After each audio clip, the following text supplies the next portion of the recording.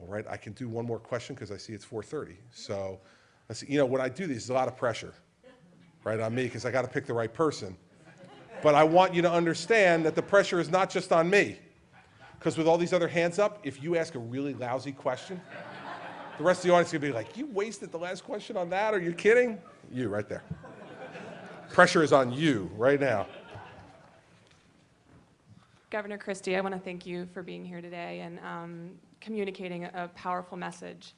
I think my question kind of comes in that message of it's hard to argue with the data, it's hard to argue with the concrete facts that you're spelling out. At the same time, I think using language like disruptor and battle and fight in some ways could prevent buy-in, which some would argue is what is kind of harming reforms from sustaining, you know, change over the long term. So I wonder if you think about that and how it's coming across, and if they're, not that you have to lay down and let someone else determine what you need to do, but if perhaps in the way that you communicate with the unions and other stakeholders, could that potentially contribute to some of the changes that you're hoping to see? You know, to answer the first part of the question, yeah, it is something I've thought about a lot. And I guess I haven't seen any signs yet from the other side that conciliation will be met with compromise. Right? So I said in one of our larger papers in the state last week that I'm prepared to meet with the teachers union any time that they want to put forward a plan on tenure reform that goes beyond just changing the forum within which tenure is argued, which has been their only reform proposal. And I haven't received any phone calls since then. And in fact, the newspaper who wrote up the story thought it was, you know, a significant change in tone on my part to have, you know, offered that. And I haven't seen anything come back. In fact, what I've seen is another $1.6 million spent on TV ads, you know, going after me. So I am prepared to ratchet down the rhetoric if I could get any indication that there's any interest in changing the failed system. And the problem in our state, I think, is that, like I said before, these folks are so used to getting their own way all the time, buying politicians through both campaign contributions and intimidation, that they feel like why should we give in because we'll win eventually anyway.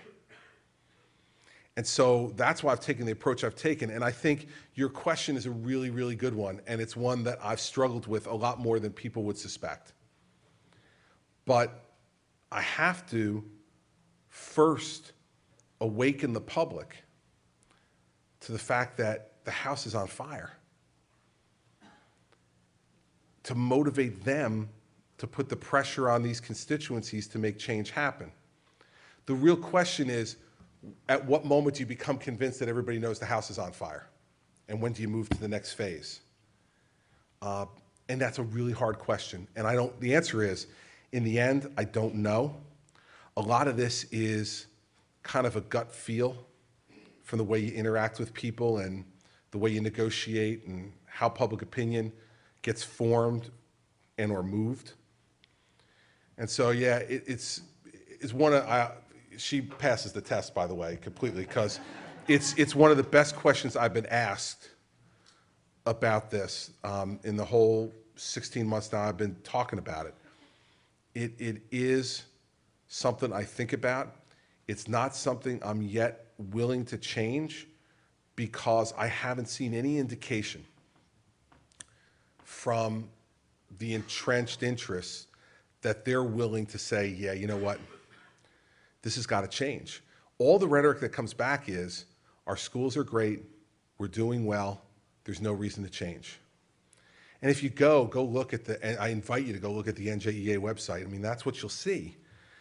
And so there seems to be, even more with the NEA affiliates than the AFT affiliates, like if you listen to some of the AFT affiliates across the country, there's a lot more of those that are saying, yeah, we need some change.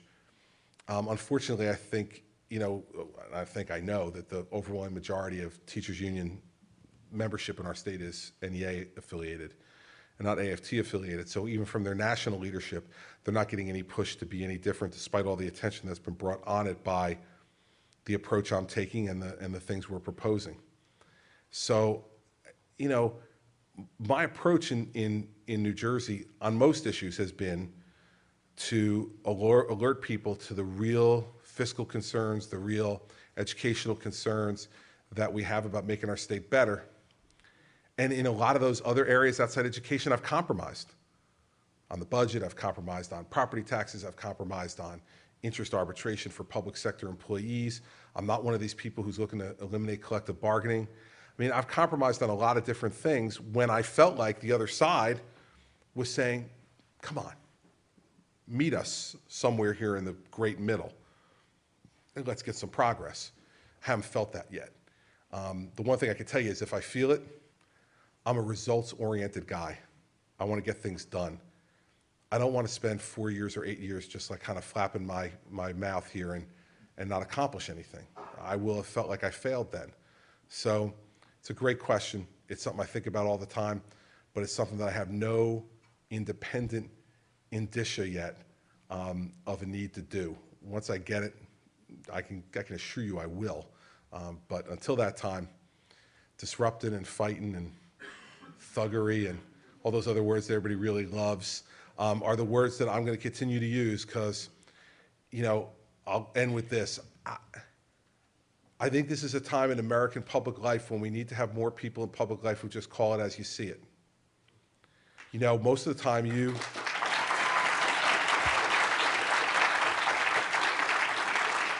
listen to politicians, and I would suspect that for many of you, you just kind of glaze over because everything is poll tested and blow dried and, you know, sounded almost exactly the same. And it's read off a teleprompter and it's prepared and vetted and all the rest of that. And you just say to yourself, like, wow, like, I wonder what he or she really thinks. Right?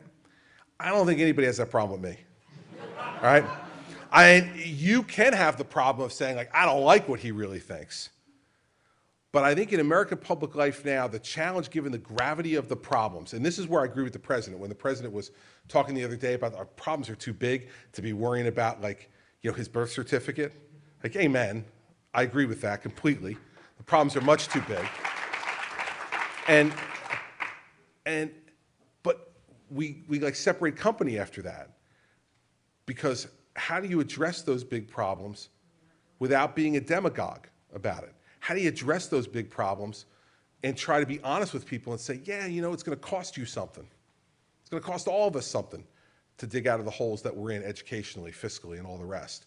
So, you know, my approach is going to be to tell you what I really think and let the chips fall where they may from there. And that may mean, you know, a long career in public service. It may mean a 4-year, you know, flash across the sky. I don't know which one. And it won't be for me to determine, you know. It's going to be for the people who vote to determine. But if we have more people who are being really thoughtful about it, as you were in that question, that care to try to bring a solution to bear, and lastly, who have the courage to be willing to be yelled at and still stand your ground, then we can really make change happen. And I will tell you this, if you don't do it, we got no hope. If you're sitting up here at Harvard getting a graduate education in one of the greatest universities in the world, a place of great privilege and great opportunity, if you are unwilling to do it, we're sunk. We are sunk because you have less to lose than anybody. Less to lose than anybody. When you have that degree from here, that's something that no one will ever take away from you. And the aura and the substance of what comes with that degree will stick with you forever. So take chances. Take a little risk. Don't fear failure. Because, believe me, there's lots of people out there who are fighting who have a lot more to lose than you do. And if you aren't willing to put it on the line, then our country is going to be in really sad shape. So we're putting it on the line. And we'll see what happens. Worst thing that can happen is this, right? They kick me out, right? I mean, I'll get by. I'll get by. I'll make it. I tease in my town hall meetings all the time that there's only one thing left we're arguing over.